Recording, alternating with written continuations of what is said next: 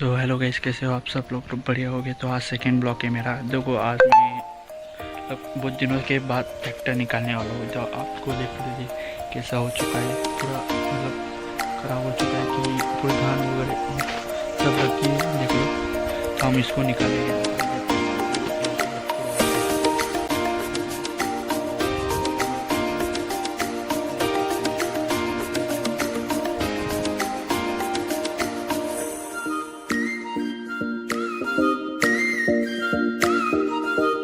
ये सब बताइए, ये चप्पल भी ठीक करना पड़ेगा।